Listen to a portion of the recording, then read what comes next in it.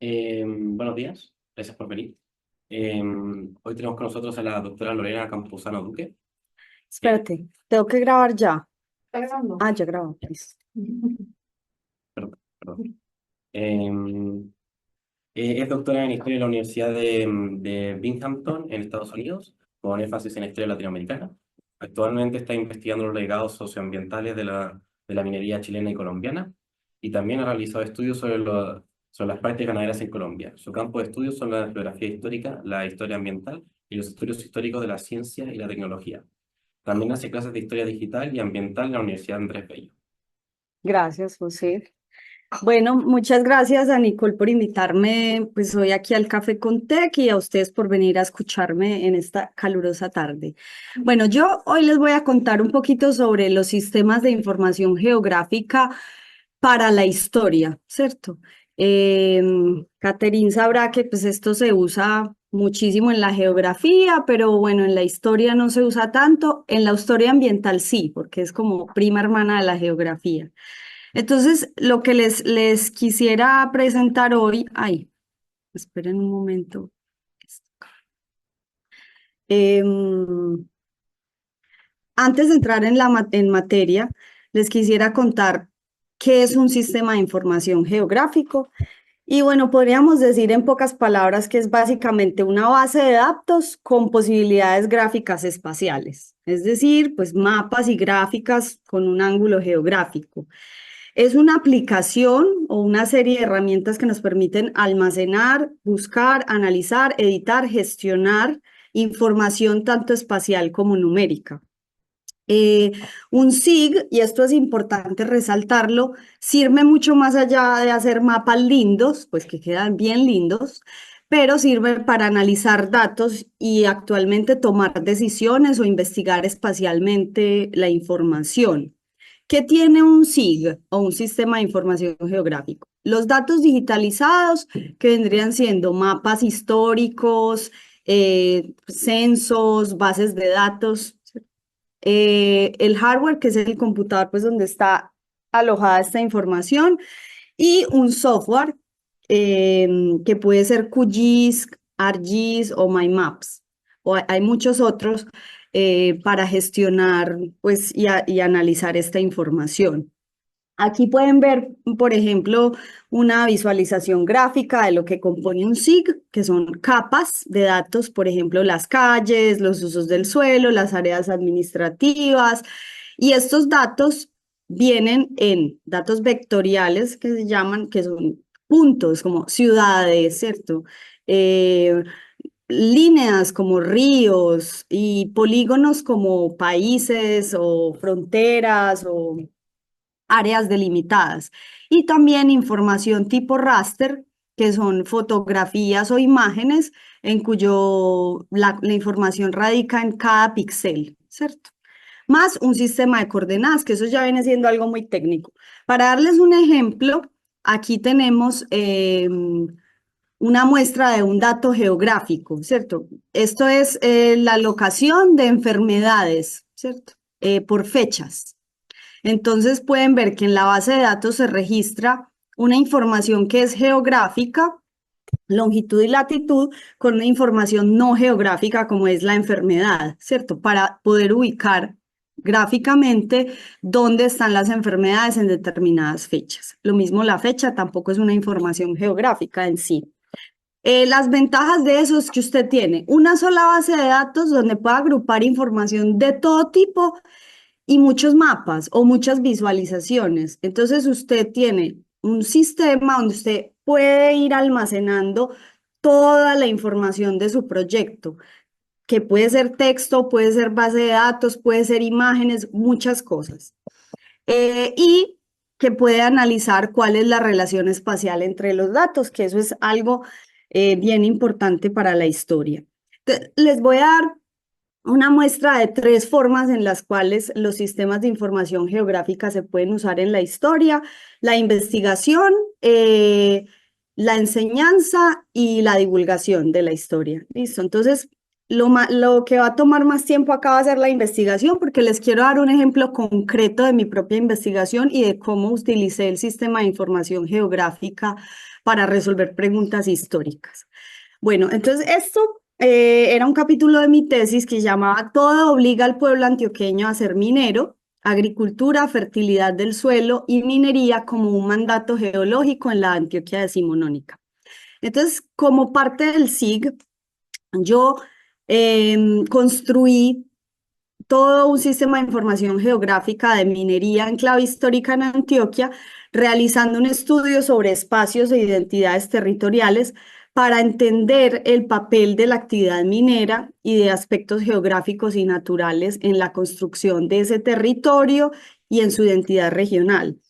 Esa frase fue acuñada por el Benjamín Vicuña Maquena de Colombia, Vicente Restrepo, un personaje pues, que fue muy importante en la segunda mitad del siglo XIX y que convirtió esa frase, todo obliga al pueblo antioqueño a ser minero, en un mantra que hasta hoy en día se repite por políticos, empresarios y promotores de la minería. Entonces, para darles una sensación del lugar, esto es Antioquia, la zona que yo estudié, está localizada en la parte nororiental de Colombia y es allí donde los Andes se trifurcan y prácticamente terminan. Es súper montañoso, pero es unas montañas muy distintas a las de acá, son montañas verdes. Y miren que la mayoría del territorio está dominado por esa zona montañosa. Vamos a ver si esto deja. Sí. Está dominado por esa zona montañosa, ¿cierto? Grandes alturas. Y bueno, este departamento tiene una tradición minera muy larga desde tiempos precolombinos. A pesar de que el oro en su mayoría era extraído primero por esclavizados y luego por los descendientes, inmigrantes a esas zonas mineras de otras partes de la nación, el mestizo blanco, ¿cierto? El mestizo blanco suena contradictorio, pero así se enmarca, como un tipo de mestizo blanco, terminó siendo como el protagonista de un imaginario de identidad regional muy fuerte. Este grupo de personas, este es un mapa que extraje del Banco de la República de Colombia, es un proyecto muy bello, interactivo, explicando la colonización antioqueña, que es la colonización de ese grupo de mestizos al sur de Antioquia y que creó toda la zona cafetera, pues que es como gran orgullo nacional. Entonces, este grupo heréticamente se ha llegado a autoproclamar como la raza antioqueña y se define bajo el emprendimiento blanco y en contraste con la supuesta rebeldía, vagancia de los negros y otros mestizos de las periferias de ese proyecto. Entonces, ese mito fundacional que narra la conquista a manos de esos industriosos antioqueños de un territorio selvático está basado en la idea de la agricultura, como la agricultura, la familia, como el centro de esa identidad, ¿cierto? Ese mito, sin embargo, pues es producto de los procesos decimonónicos y no existió siempre, ¿cierto? En las postrimerías de la colonia al principio del siglo XIX, un criollo súper importante en Colombia, de la zona antioqueña llamado José Manuel Restrepo, visitó toda la región realizando el primer mapa de coordenadas astronómicas. Y entonces, en su narración de lo que él encontró, él soñaba él decía, todo esto verde es enormemente fértil y soñaba con montañas cultivadas, selvas destruidas, ¿cierto? Porque pues el ideal decimonónico, y un lugar donde no tuvieran que importar la mayoría de sus alimentos, que era la realidad del mundo antioqueño de inicios del siglo XIX. Entonces, en su tour siempre estuvo, pues lo que él encontró fue esas selvas solamente abiertas en pequeñas rozas cultivadas de yuca, maíz y frijol de subsistencia y una enorme población de pequeños mineros estacionales. Solo una pequeña porción en el centro de Antioquia, que era donde vivían los colonos blancos, supuestamente, tenía cultivos intensos, pero en general se tenía que importar la comida en la zona de las minas.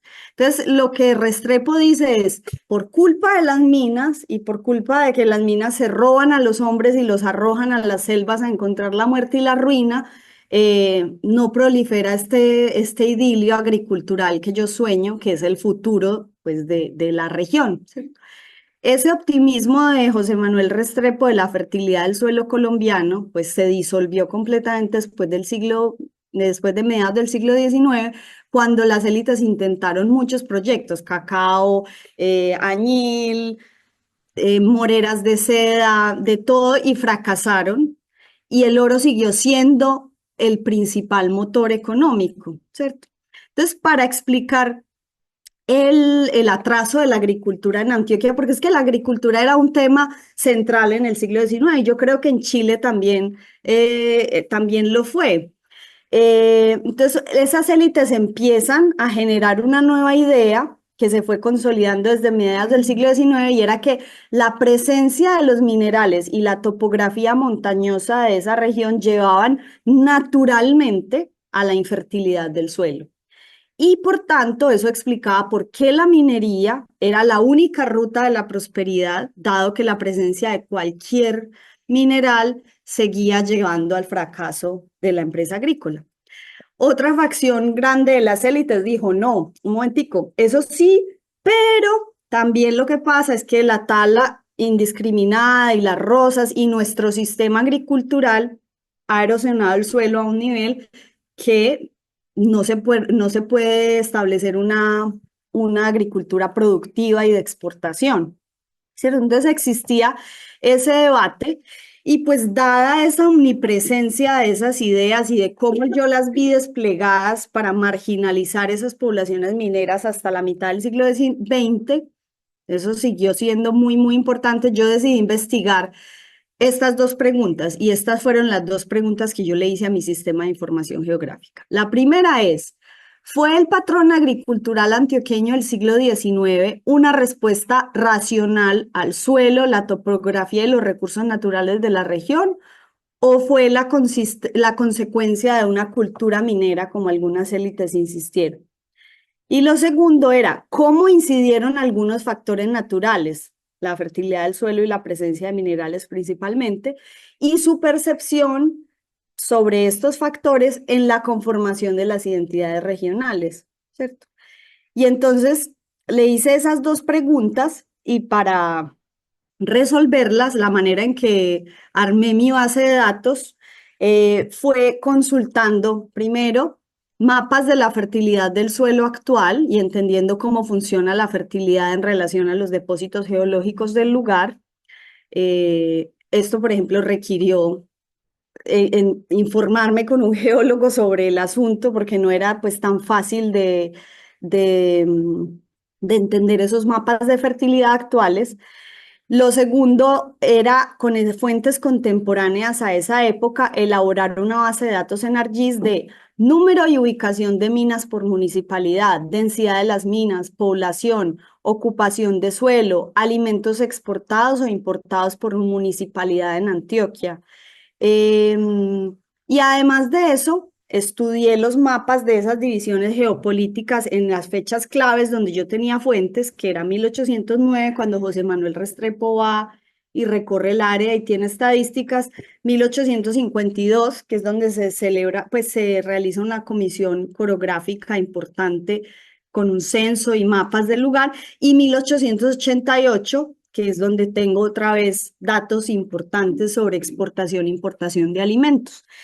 Y entonces todo eso, localicé esos datos en los lugares, geolocalicé, georreferencié esos lugares, esa información, y fue así como una vez construida la base de datos, empecé a hacer las preguntas. Entonces, en primer lugar, después de elaborar esos mapas y esas bases de datos, lo que quería era analizar con esas estadísticas espaciales la producción de productos de alimentación básica en relación con la densidad de minas en cada subregión o municipalidad.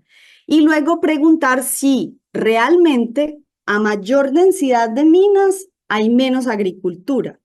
O en otras palabras, si a mayor densidad de minas se produce localmente menos comida y se importa más, ¿cierto? Que era lo que decían ellos. Porque hay minerales, esto naturalmente no da nada, es un peladero. Y luego también analizar la fertilidad del suelo con otros parámetros como comida importada, densidad de comida, etcétera. ¿Cierto? Entonces, así más o menos lucía mi base de datos. Esas bases de datos se pueden visualizar en Excel y analizar en Excel. Lo que pasa es que, pues, para la producción de mapas, Excel no es la herramienta más adecuada. Em, pero esas bases de datos quedan utilizables en R, en muchos sistemas para producir, pues, para analizar información. Entonces, aquí, por ejemplo, pueden ver dos de los mapas que produje con esa base de datos alrededor de la comisión corográfica, ¿cierto? Que fue esta comisión que, como les digo, hizo los mapas y los censos de gran parte del territorio colombiano, incluido el territorio antioqueño. Y los mapas muestran pues esa información. Entonces, esta es la zona minera, el nordeste antioqueño, esta que ven aquí. Este es el centro de Antioquia, Medellín, ¿no? Donde es como, toda esta área es como el origen de estos mestizos yanquis de la raza antioqueña. Y este es el sur, y del sur para abajo es donde se crea toda la cultura cafetera colombiana. Entonces aquí podemos observar que efectivamente, como lo relataba, como lo relatan las élites, toda esta zona, el verde oscuro significa mucho más cantidad de tierras baldías y en bosque, y el verde claro es menos porcentaje de tierras baldías. Y aquí también se puede observar la densidad de población por kilómetro cuadrado y el número de sitios mineros en ese entonces. Entonces se puede observar que los sitios menos densos, menos densamente poblados, eran los sitios que tenían mayor actividad minera. Miren acá, el nordeste antioqueño, y el centro era mucho más poblado y tenía pues menos actividad minera. Entonces, este tipo de información se utilizó mucho pues porque no estaba alejado de la realidad. Las zonas mineras eran menos pobladas, más selváticas y dependían de la importación de gran parte de sus alimentos, pero fueron desplegadas mucho para decir que, para construir una idea de una periferia donde solo había selva, enfermedad y extracción, ¿cierto? Bueno, y estas informaciones se fueron, pues, desarrollando fueron evolucionando en las élites y en la facción prominas, ¿cierto? Pero esto no tengo mucho tiempo de discutirlo aquí. Entonces, ¿qué empieza, como les había dicho, a aparecer? La idea de que la presencia de minerales llevaba naturalmente a la infertilidad del suelo y eso llevaba a un mandato geológico que era, solo se puede extraer oro en esas regiones. Entonces, el nordeste empezó siendo, a pesar de que era la zona de donde se extraía la mayor riqueza, ¿cierto? Empezó a ser el patito feo de esa emergente raza antioqueña, que se oponía pues a todos los valores de la agricultura. Bueno, entonces aquí, por ejemplo, mirando el nordeste antioqueño, que era donde se concentran aquí hay un mapa de densidad de minas y un mapa de porcentaje de comida importado en 1888. Estos mapas los pude hacer con esa base de datos que les digo que creé eh, sobre datos de minas en esa zona. Y entonces pueden observar que a primera vista, en este nordeste antioqueño es donde más comida se importa. De hecho, en los municipios más mineros se importa el 100% de la comida. Y pues esto es como muy dramático porque por más infértil que sea un suelo, da frijol y maíz para la subsistencia, ¿cierto? Entonces, esto era lo que resultaba bastante conflictivo. Entonces, Si uno analiza a primera vista, sí, pero luego cuando uno dice, analiza la densidad de minas, no la cantidad de minas, se da cuenta que de las 788 minas activas en 1888, exceptuando Cáceres, que es este que está aquí, tiene demasiadas minas, tenía 201 minas, 55 de las 85 municipalidades tenían entre 1 y 85 minas. Entonces, si uno analiza la densidad de minas por cada 100 kilómetros cuadrados, encuentra que el nordeste antioqueño no tenía la densidad de minas más alta. O sea, era un territorio muy grande, pero no necesariamente concentraba la mayor cantidad de minas. Y entonces al realizar un análisis espacial entre el porcentaje de comidas importado y la densidad de minas, uno se da cuenta que no es concluyente la idea de que a mayor número de minas, mayor número de comida importada, porque puede observarse aquí que teniendo entre 0 y 1 de número de densidad de mina, se importa casi el 30% y que no necesariamente en las zonas con mayor densidad de mina se tiene la mayor cantidad de importación. Entonces, no, la información no es tan concluyente. Toca buscar otro factor. Entonces yo dije, bueno, listo. Otro factor puede ser la fertilidad del suelo, ¿cierto? Entonces, este es el mapa de fertilidad del suelo en Antioquia. Esto fue dolorosamente obtenido porque los mapas de fertilidad son bastante complejos y tienen muchísimas categorías. Yo reagrupé entre muy baja, baja y alta, muy alta, ¿cierto? Porque lo que yo necesitaba era ver pues lo que era representativo para la agricultura. Acá está Medellín, la capital, y aquí está el nordeste. Y la pregunta es, ¿había una diferencia sustancial en la calidad del suelo en las zonas mineras comparados con las áreas que estaban intensamente cultivadas en 1888? Y la respuesta es no. Miren, esta es toda la zona minera, pero prácticamente toda Antioquia era bastante infértil o bastante malo para la cultivación, es que para el cultivo extensivo. Esta zona también está bastante despoblada en 1888, ¿cierto? Y era más fértil, pero no se aprovechaba para la agricultura tampoco, a pesar de que era mucho más fértil que acá. Y en esta zona central, que es mucho más infértil, es más infértil y había más cultivos que en esta zona donde había unos valles bastante fértiles. Entonces, este análisis espacial muestra que baja fertilidad del suelo en las regiones mineras no necesariamente eh, explica explica la baja, pues el bajo interés en la agricultura. Bueno, entonces esos análisis sirven pues no solo para contrastar los discursos de las élites con la realidad de la ecología política antioqueña, sino también para explicar el impacto del patrón de fertilidad del suelo en el uso o el abuso de la tala y la quema como principal herramienta agricultural.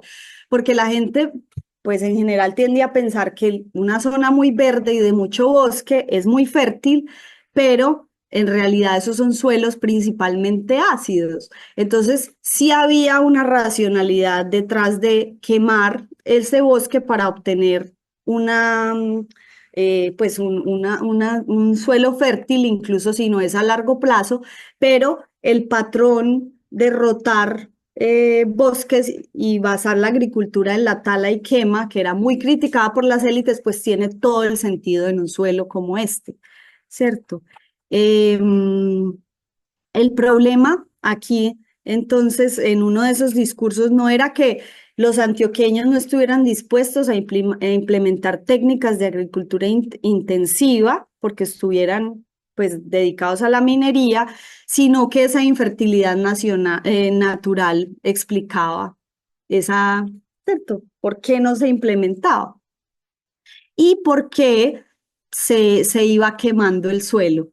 Entonces, esto es bastante paradójico porque finalmente esa agricultura itinerante y las abundantes tierras públicas fue lo que permitió que miles de personas de esas clases populares invirtieran tiempo y esfuerzo en la minería, porque les permitía tener esa pequeña agricultura de subsistencia basada en roza y quema y paralelamente realizar sus actividades mineras. Bueno, finalmente, esa ideal republicano basado en la agricultura y la familia sí se realizó con la exportación del café. Y eso es, si el mapa siguiera para acá, sí que se observa que esas zonas eran suelos volcánicos bastante apropiados para el desarrollo del cultivo del café. Entonces, como las conclusiones generales después de haber analizado eso, era que desde la geología, la presencia de minerales no necesariamente conlleva la infertilidad del suelo y además que esa calidad pobre del suelo no era exclusiva de las zonas más mineras, que ciertamente las élites agenciaron discursos sobre ese mandato geológico de la minería por encima de la agricultura con motivos políticos, ideológicos y económicos, y que las realidades naturales del suelo antioqueño sí que condicionaron el tipo de agricultura que se podía llevar a cabo. Ese tipo de agricultura fue una respuesta a esa realidad y fue lo que moldeó la creación de economías extractivas que distaron mucho ese sueño de republicano de fincas. Más allá de las conclusiones concretas obtenidas por esto, el ejercicio de poner en un espacio todos esos datos fue lo que a mí me permitió muchísimo entender la materialidad de la actividad minera, rural, minera y agricultural en esa región, ¿cierto? Que no es tan fácil de entender. Entonces yo creo que es un ejercicio bien valioso tratar de construir esos sistemas de información geográfica para poder poner en contexto la información histórica que uno tiene. Y por último, les iba a contar aquí sobre el uso de estos, pues no de los sistemas de información geográficos concretos, pero el uso de preguntas que tienen en mira una espacialidad para la docencia y la divulgación. Yo lo he usado muchísimo a través de los Story Maps, que es algo mucho más simple que el sistema de información geográfica, que le permite al usuario crear mapas y geolocalizar esa información histórica mucho más rápido. Y que también una ventaja añadida es que permite fomentar la escritura en multiformato, que eso es algo que como historiadores muchas veces no nos entrenan mucho, pero con miras a lo que se viene, a la historia pública, pues al valor que tienen los proyectos de historia digital y de humanidades digitales, yo creo que es un entrenamiento importante. Y también que permite a los estudiantes y no solo a los estudiantes, pero a las personas, museos, bibliotecas, crear páginas web muy sencillas, muy dinámicas e interactivas, sin mucho coding, ¿cierto? Después podemos hablar en las preguntas de los desventajas, ¿cierto? Pero esas son unas ventajas que ofrece. Les voy a mostrar ahorita unos ejemplos, pero en cursos, no solamente en cursos de historia digital, sino cursos de historia pues, convencionales. Por ejemplo, en mi curso de historia contemporánea del siglo XIX, yo les pongo al estudiantado a estudiar a través de un ejemplo concreto cómo operó el imperialismo europeo de finales del siglo XIX en África y en el Pacífico. Y entonces les pongo a hacer un ejercicio de geolocalizar esas historias, la migración de personas, la migración de capitales, la localización de los procesos extractivos, dónde vivía la gente, por dónde navegaba, y de esta forma desarrollar un argumento que les permita tener una valoración de lo que fue el proceso imperialista de finales del siglo XIX en África y Asia, ¿cierto? Otro ejercicio que hacemos en el curso de América Latina en el siglo XIX, a través de un story map, ya enseguida les muestro los story maps, es también rastrear el impacto geográfico, económico y socioambiental que tuvo en los países latinoamericanos la adopción de una economía exportadora de una materia prima. Entonces, igual, tienen que escoger el café, el cacao, el oro, ¿cierto? Y analizar de dónde vienen los trabajadores, dónde está localizado, para dónde va esa materia prima y entender pues cuáles fueron esos impactos económicos, ambientales y sociales. Y en un curso, ese sí es un curso de humanidades digitales, les pongo a hacer un story map pensando mucho más en un público amplio, ¿cierto? Entonces, por ejemplo, un story map para turismo histórico, cuyo tema sean los 50 años del golpe de Chile. Uno que muestre la expansión del cultivo de la uva en Chile, la expansión de la industria forestal a partir de 1950, la historia de las principales migraciones de Chile en el siglo XX, un story map biográfico sobre Violeta Parra o Gabriela Mistral, bueno, ellos pueden escoger.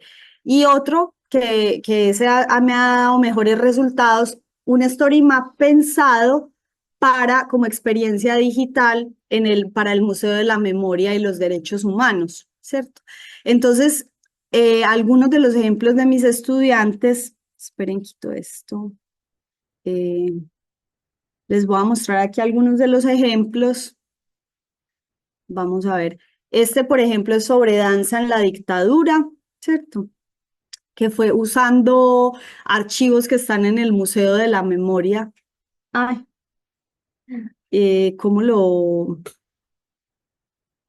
ponemos? No. Ah, ya sé. Aquí. Sí, ya. Entonces, usando los archivos del Museo de la Memoria y los Derechos Humanos, ellos tenían pues que narrar. Ella eligió narrar el apagón de la danza y de la cultura durante la dictadura, ¿cierto? También está aquí. Miren que esto permite multimedial. Es un ejercicio increíblemente difícil. Suena muy fácil, pero cuando tú lees lo que escriben, es como, en este trabajo me propongo, y sigue siendo mucho el formato del trabajo, pero al final, en iteraciones de la página se va mostrando pues como buenos resultados en ese aspecto. Les voy a mostrar otro. Este es como Voces del Exilio, fue también hecho desde con los archivos del Museo de la Memoria, países europeos que recibieron exiliados políticos, países americanos que recibieron exiliados políticos, y ya luego ella pues procede a usar fuentes primarias de diferentes experiencias de chilenos en el exilio. Entonces, pues, están hechos por estudiantes de pregrado de historia, lo cual yo creo que, pues, muestra como la oportunidad. Les voy a mostrar otro que tenga un poquito más de espacialidad. Eh, Esta es la geografía de la tortura en la región metropolitana, que iba mostrando como los centros de tortura y como los espacios principales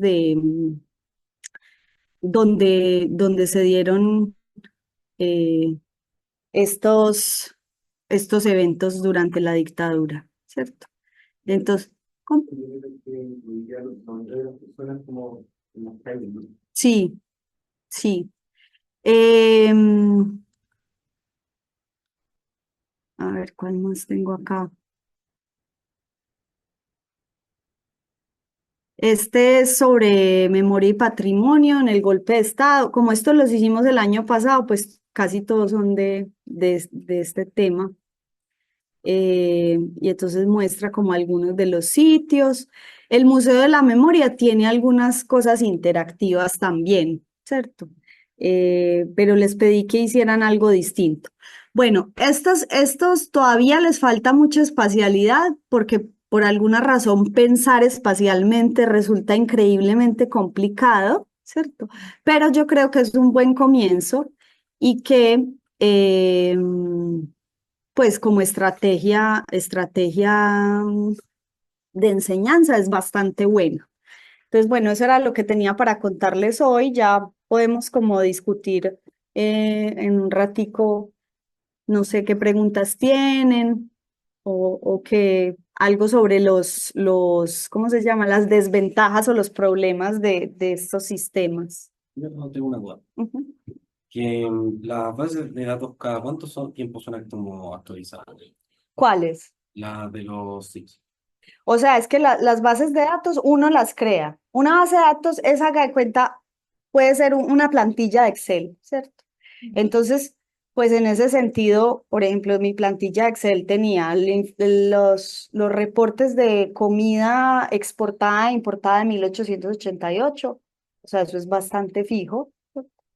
Entonces, en realidad, pues esas bases de datos no necesitan actualización. Uno las crea y lo que uno necesita es crear un metadato, y eso es súper importante en todos los proyectos de pues, humanidades digitales, crear unos metadatos muy buenos que te digan de dónde sacaste cada parte de la información que está en la base de datos y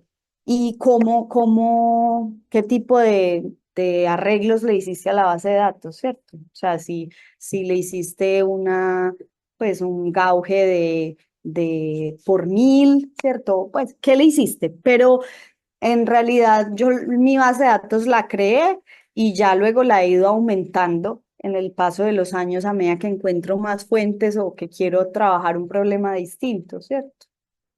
Pero son de creación propia. La gente en ciencia política es muy de buenas y encuentra muchas bases de datos ya creadas para datos contemporáneos. Hay muchas cosas, de los 80 a los 90, hay ya las bases de datos ya están hechas, los censos de población. Pero si uno está trabajando siglo XIX, le toca transcribir o usar un software pues, que le transcriba y luego revisar. Lorena, pero entonces ahí estaría el desafío también armar mi propia base de datos de pensar espacialmente. Sí, Que es como, ¿cuál sentido le doy yo a estos datos que tengo acá sí. para llevarlos a un mapa o un análisis sobre el espacio? Sí, pero ahí la cosa es, por ejemplo, yo no empecé a crear una base de datos a la loca pensando en que iba a ser un SIG, sino que yo tenía unos datos y entonces yo, por ejemplo, empecé a ver estos discursos y me encontré por ahí un censo de 1888 agricultural súper completo y yo había visto que en la Comisión Coreográfica había un censo agricultural muy completo y que en 1809 había un censo de uso del suelo. Y yo dije, ve, sería interesante ver cómo el uso del suelo ha cambiado y qué tanto se relaciona el discurso con el uso del suelo real. ¿Y por qué están usando el suelo así? Ah, ¿sí será que el suelo es infértil? Antes voy a buscar dónde están los mapas de infertilidad. O sea, una base de datos en general se construye, yo creo, más así, porque es difícil pensarlo de otra forma. Como yo quería comparar diferentes regiones, ahí estaba como mi espacialidad, ¿verdad? Yo quería localizar, si tú piensas como históricamente en el nordeste antioqueño, desde la literatura, esa no es la periferia, porque la literatura del siglo XIX antioqueña es toda sobre el nordeste antioqueño. O sea, es muy loco. Pero si la piensas desde los discursos de estas élites mineras, ya hay una construcción de ese lugar como la periferia. Entonces, sí es bueno ver en el suelo qué está pasando, o sea, de dónde está comiendo la gente, de dónde viene la comida, de dónde están localizadas las actividades para darle como un grado de realidad a esos discursos. Pero sí es muy difícil. Pues claro, y ya, también hay que decir, yo no soy una persona que fui entrenada de antemano en eso, sino que yo me fui entrenando a medida que necesitaba resolver ciertas preguntas. Entonces, sí, otros usos, por ejemplo, de esto, de este ArcGIS, mi base de datos, yo sigo un diario de un minero un diario, un libro que se llama Cómo se hace un negro ingeniero en Colombia, que relata a través de las cartas todos los viajes de él, la mamá y los dos hermanos en el nordeste antioqueño. Y entonces yo rastreo, hago una base de datos rastreando los lugares que mencionan y las actividades que hacen en cada lugar para ver cómo era la vida de estas personas, cómo oscilaba entre la agricultura y la minería. Las mujeres, por ejemplo, ahí encontré la mamá, tiene unas actividades que son muy distintas a los hombres, o sea, la espacialidad de las mujeres mineras era muy distinta a la espacialidad de los hombres. Cosas así, ¿cierto? Pero está siempre en el ejercicio de buscar cómo como localizar geográficamente las actividades. Y bueno, hay casos más buenos. Chile tiene mucha oportunidad de hacer eso porque Chile a finales del siglo XIX, el aparato estatal era increíblemente detallado en sus exploraciones de la geografía y por la conquista de la Araucanía hay censos de todo tipo.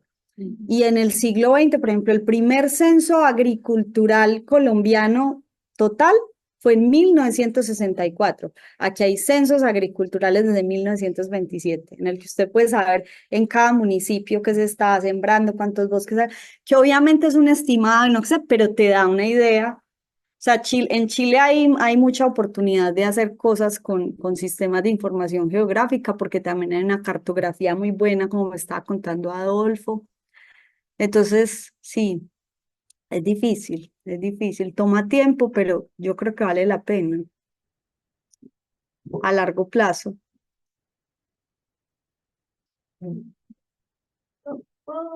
Que yo sé que tu pregunta va a ser gigante. No tanto.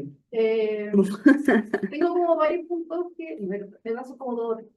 Lo que estabas diciendo sobre estás leyendo este diario de esta persona que hago su familia, que lo ibas leyendo y lo ibas sacando, por ejemplo, eso sí ya se puede automatizar con Recogito, por ejemplo, o con si uno ya sabe programar en Python o en R, ocupando Natural Language Processing. Entonces tú le vas diciendo al computador, mira, ubícame todas las ubicaciones, valga la Claro. redundancia, y dime dónde se van conectando estas siguientes palabras. Entonces uno le va enseñando, esto es una comida, esto es un lugar, esto es un nombre, esto y así. Entonces igualmente uno puede hacer trabajo de localización de esas maneras y también análisis de colocación, que tú le vas diciendo, esta persona, que es el personaje principal, cuáles son las palabras que están más asociadas a esta persona. Y uno puede hacer este otro tipo de análisis también y que son datos que además uno los puede ir usando en el mapa cuando uno los va creando. Increíble. Es un trabajo igual muy minucioso porque como tú bien dices, la base de datos uno lo crea uno, tal vez de otras bases de datos, pero al final la base de datos que uno necesita es la que uno va al final usando con los datos que uno necesita y con los metadatos que también uno necesita obtener y mostrar, porque no solamente uno es lo que uno quiere, sino lo que uno quiere mostrar. Eso por un lado. El otro comentario, o más bien una pregunta, porque yo también he trabajado como estudiante y también he enseñado como profesora aquí es StoryMaps y StoryMap JS de Nike. Me gustaría saber cuál es tu percepción de los contras de eso. Yo creo que tiene varios contras. Uno es como la sostenibilidad de la página y del proyecto, ¿cierto? Claro, bueno, pero son todas cosas de humanidades digitales. Sí, pero aquí en este, por ejemplo, si usted tiene un código en HTML de una página y posee todas lo que creó para la construcción de una página, usted es mucho más dueño del contenido que en ArcGIS Story Map, por ejemplo, donde usted lo que hace es montar toda su información allí y pues tienes una cuenta. Te doy un ejemplo, cuando ArcGIS el actual Story Map migró de una versión previa. Sí. Todos los Story Maps que yo tenía ahí Cuando perdí mi afiliación institucional, los perdí. Pero todavía están, solamente que tú no puedes acceder. Exacto. O sea, Sí. los perdí. Están, Existen como página y todo, pero entonces, pero yo creo que seguramente si uno hace algo complicadísimo o escribe o podrá rescatar el material, pero yo siento que de todas formas es un problema, ¿cierto? Es un problema.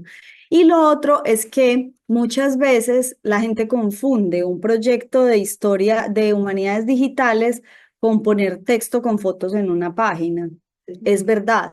A mí me cuesta muchísimo trabajo que los estudiantes entiendan qué es lo de los story maps y qué es contar una historia a través de mapas y contenido multimedial. En la primera iteración que yo hice de esto, los estudiantes incluso me ponían los mapas como imágenes en vez de hacer el mapa, porque y nunca hablaban del mapa que estaba ahí. O sea, ninguno hablaba nunca de nada de las imágenes ni el contenido multimedia que pegaban ahí y quedaba como decoración de la cartelera. Entonces yo creo Eso que es muy historia también. sí, pero yo creo que es una oportunidad y una desventaja, ¿cierto? Que se crea toda esta idea de que eso es un proyecto de humanidades digitales, en realidad no es un proyecto de humanidades digitales, es simplemente una manera sencilla de divulgar y de contar una historia muy acotada, ¿cierto? Creo que esas son dos desventajas que le veo al asunto. Para hacer los mapas es bastante restrictivo, ¿cierto? El ArcGIS Story Maps. El otro, el de GIS, es bueno porque sí que obliga mucho, mucho más a pensar en la espacialidad. El que les mostré que era de los centros de tortura que se iba migrando, porque ese sí es como, en este mapa, cuénteme la historia, en Yo el lo otro encuentro no. al revés. Ah, Yo lo encuentro al revés. sí, Encuentro que es más limitado Nighthawk es mucho más limitado. porque es una serie. Sí. Y solamente lo puedes pensar como serie, no lo Sí. puedes pensar como Sí. todo. Es mucho más limitado, pero obliga más a pensar en la espacialidad, mucho más, porque es obligatorio. Cada punto de esa serie Sí. tiene que estar vinculado a un punto en el mapa, mientras que a veces en los story maps funcionan mucho mejor para contar stories, pero no necesariamente hay una vinculación espacial, o sea, la vinculación espacial toca obligársela a los estudiantes, es como hágame al menos un mapita del lugar donde me está hablando. Póngame siquiera dónde quedan las ciudades, pero no es tan sencillo. No sé si vos ves otras desventajas, pero esas son las dos que yo he visto. Sí, o sea, la desventaja que tiene el histórico que es lo que yo te estaba diciendo, que como solamente Sí. lineal, entonces uno no tiene como la exploración propia, es más forzada, Sí. se puede ser, pero es más forzada. Desgraciadamente la versión gratuita de ArcGIS Storymap Ujú. se pueden hacer un montón de cosas, pero se pueden hacer cosas cortas. Sí. No es Sí. para un proyecto No es de... más largo. No. Para eso estaría Scalar, que Sí. también puede integrar, de hecho se pueden implementar Storymap dentro de Scalar, etc.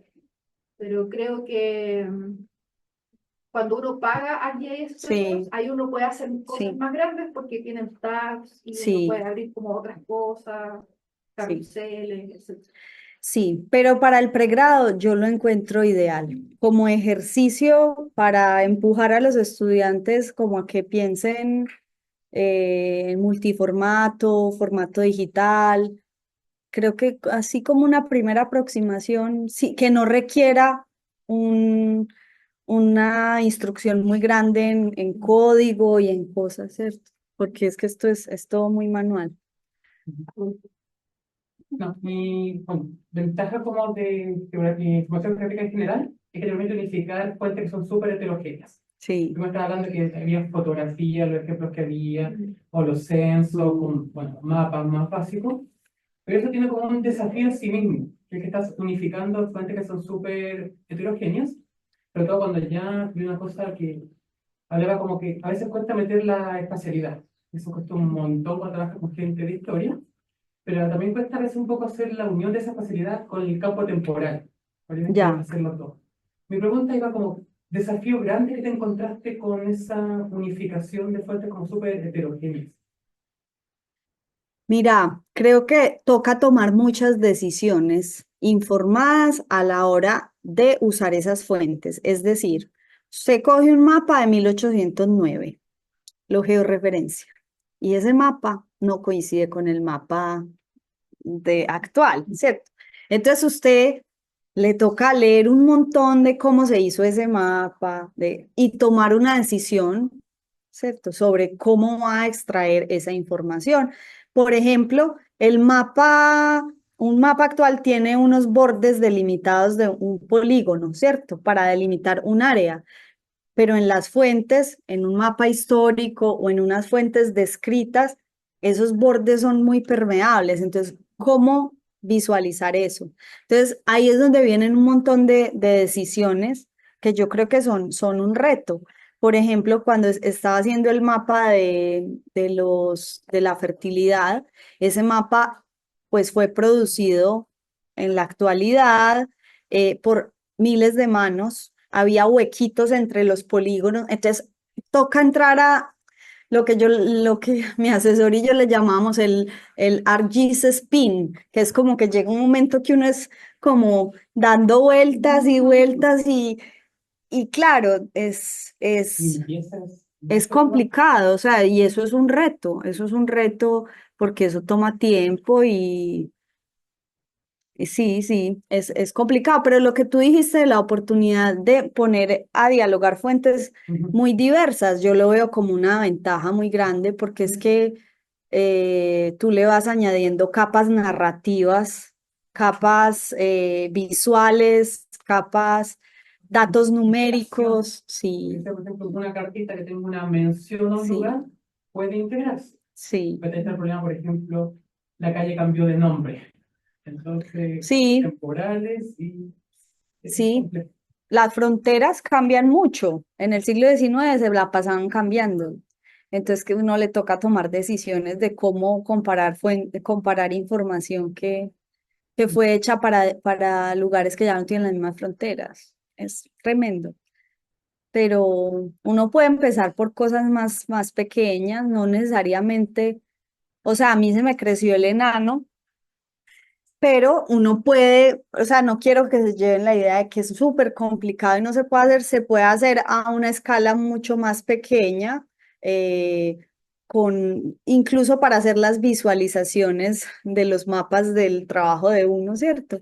Como para entender la población, para entender las actividades, para entender los flujos de personas o de bienes. Yo creo que esas cosas son sencillas y una base de datos de ese tipo no es muy complicada. Ya para lo que dice Nicole de análisis, pues como más de discurso y de novelas, yo creo que pues de pronto no es ya lo más, O sea, se puede visualizar ahí, sí, pero el análisis se tiene que hacer previo. ujú, exacto, Es una herramienta. sí, Da una opción de sí, pasar la idea es ahorrar trabajo, en vez de estar sí, manualmente sí, identificando ubicaciones, se puede sí, automatizar en cierto grado. ujú, Y la otra cosa que estaba diciendo Adolfo sobre cruzar datos, no, o sea, cruzar datos es hiper importante, y no solamente datos, sino que tipos de datos, eh, pero también la posibilidad de poder tener una visión más general del asunto, sí, porque nosotros los historiadores estamos muy como pegados en el texto, y nos cuesta un poco poder tener un panorama más amplio. Entonces, cuando estamos cruzando muchos datos, que eso es lo que nos deja hacer las humanidades digitales, podemos ver cosas o preguntarnos cosas que desde una mirada mucho más pegada al libro no lo podemos hacer. no, definitivamente, sí. Es igual tan bonita llegar como con preguntas previas. Eso es como tener una perspectiva y vas descubriendo Sí, problemáticas. porque ir haciendo base de datos a la loca no es buena idea porque eso toma mucho tiempo. Entonces, más bien, lo que yo hago generalmente es tengo una pregunta, o sea, en el proyecto actual, por ejemplo, que estoy creando un ArcGIS de pequeña minería, pero para Chile, sea, mis preguntas iniciales es como en qué zonas, ¿cierto? En qué zonas, dónde estaban localizadas las minas, cuántos eran, si existen censos, cositas así que le permitan a uno tener una mirada panorámica y que no son tan complicadas de hacer, porque siglo XX, la vida es bella. Siglo XIX, durito. Aguante siglo. Colonial y para atrás, muy durito, pero se puede. Mi asesor hizo una cosa sobre clima y catástrofes en México en la era colonial y utilizó sistemas de información geográfica. Lo que pasa es que ya eso pues ya requiere un entrenamiento mayor. Bueno, yo creo que ya estamos en la hora. Lorena, muchas gracias. Me encantó todo, creo que quedó súper clarito. De todas las cosas que uno puede lograr hacer, y eso que tú no eres una persona entrenada en eso, sino que te fuiste entrenando con el paso, como casi todos nosotros en humanidades digitales. Pero el poder ver como en detalle todas tus preguntas, como tu, ¿cómo se llama? Cómo tus preguntas también fueron madurando con el tiempo, cómo se fueron complejizando con la integración de datos también. Es muy importante como para ver tras bambalinas de cómo se va creando y gestando un proyecto tan complejo como este, porque es súper complejo. Súper, no, gracias Nicole, anímense, vengan al laboratorio. Súper.